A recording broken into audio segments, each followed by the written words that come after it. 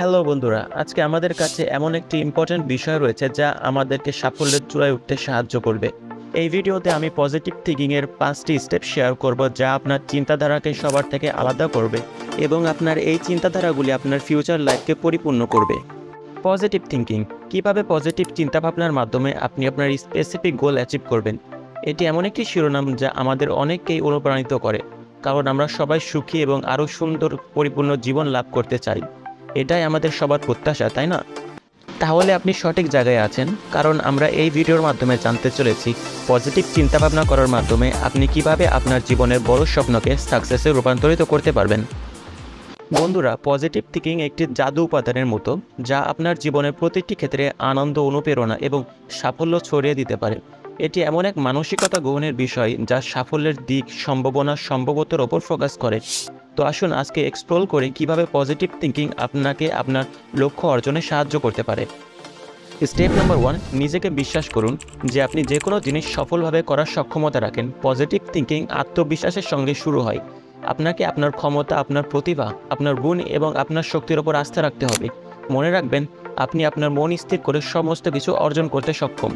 নিজেকে আত্মবিশ্বাসী করে তুলুন। নিজের মন থেকে সমস্ত সন্দেহ দূর করে ফেলুন, যে সন্দেহগুলি আপনার সফলতার যাত্রাপথে বাধা হয়, এবং আপনি সব কিছু করতে পারেন এমন মনোভাব তৈরি করুন।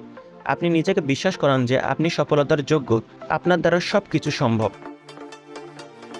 স্টেপ নাম্বার 2, আপনি আপনার সাফল্যের দিকটি কল্পনা করতে থাকুন। আপনার চোখ বন্ধ করুন এবং আপনি আপনার লক্ষ্যে পৌঁছে গেছেন এটা কল্পনা করুন। শেষ ফলাফলটি প্রাণবন্তভাবে নিজের মনে অঙ্কন করুন।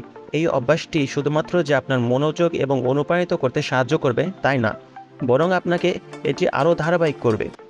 যখন আপনি নিজেকে নিয়ে হতাশ বোধ করবেন, তখন এটি আপনার অবচেতন মনকে শক্তিশালী সংকেত পাঠাবে এবং আপনাকে আপনার পছন্দসই ফলাফলের দিকে পরিচালিত করবে। স্টেপ নাম্বার 3, শব্দের অপরিসীম শক্তি আছে যা আপনার খারাপ সময়েও অনুপ্রেরণা দেয়।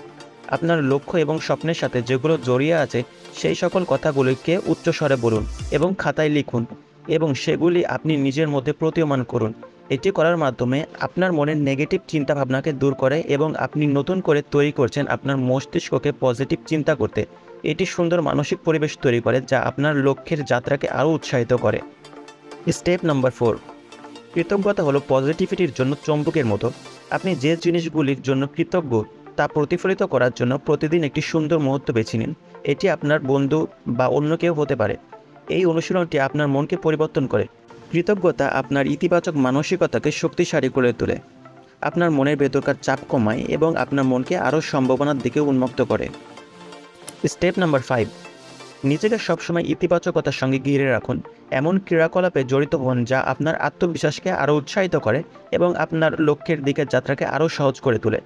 এমন কোনো কিছুর সঙ্গে নিজেকে জড়াবেন না যেটা আপনার স্বপ্নকে আস্তে আস্তে শেষ করে দিতে পারে। সবসময় ইতিবাচক কাজের সঙ্গে নিজেকে ইনভলভ রাখবেন, যেমন প্রিয়জনের সাথে সময় কাটানো, আপনার ভালো শখকে প্রাধান্য দেওয়া বা সযত্নে লিপ্ত হওয়া। নিজেকে পজিটিভ মাইন্ডসেট ব্যক্তিদের সঙ্গে ঘিরে রাখুন যারা আপনাকে অনুপ্রাণিত করবে। মনে রাখবেন, ইতিবাচক শক্তি সংক্রামক। তো বন্ধুরা, পজিটিভ চিন্তাভাবনার মাধ্যমে আপনার লক্ষ্য অর্জনের এই 5টি ধাপ খুবই গুরুত্বপূর্ণ।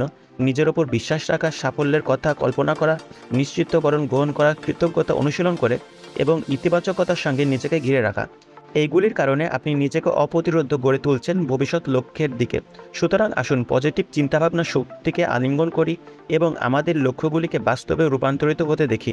ভিডিওটি সম্পূর্ণ দেখার জন্য আপনাদেরকে অনেক ধন্যবাদ। যদি ভিডিওটি হেল্পফুল বলে মনে হয় তাহলে অবশ্যই চ্যানেলটিকে সাবস্ক্রাইব করবেন এবং বন্ধুদের সঙ্গে শেয়ার করতে ভুলবেন না।